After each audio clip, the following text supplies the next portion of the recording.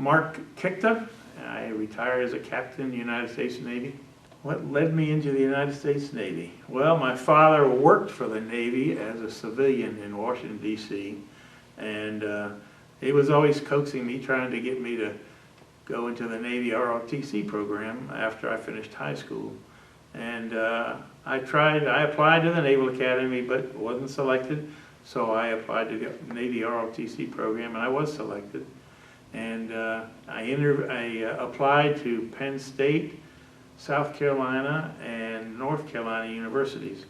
And this was in 1968.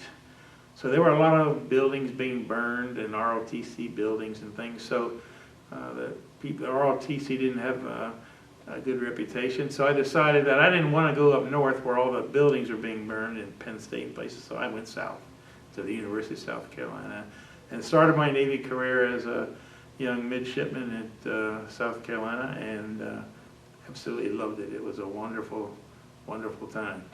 So I did that. I had already gone to some junior college, so I only stayed there for 3 years, and then I graduated. So back at the University of South Carolina, as I said, I only spent 3 years, not the full 4 years. So I only did 2 summer deployments, training deployments, which was required. And that was a topic of conversation. Which one should I go on? Because I couldn't do all 3, but which 2 should I do?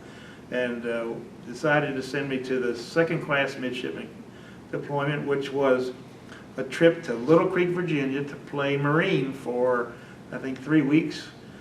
That wasn't my bag, but we did it.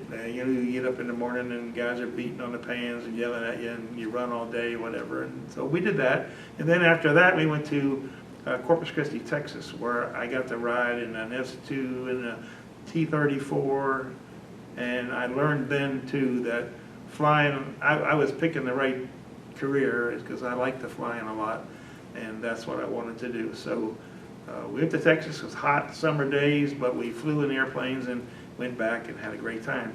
Now my senior year, between my junior and senior years, my senior training, I went to the John F. Kennedy, and that's my first time, and I got to ride an F-4 Phantom and ride with all these fighter guys, and that too was pretty big, pretty exciting. It was a lot of fun.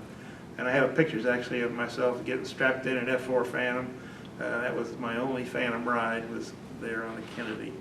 So I spent a lot of time on the Kennedy in my career.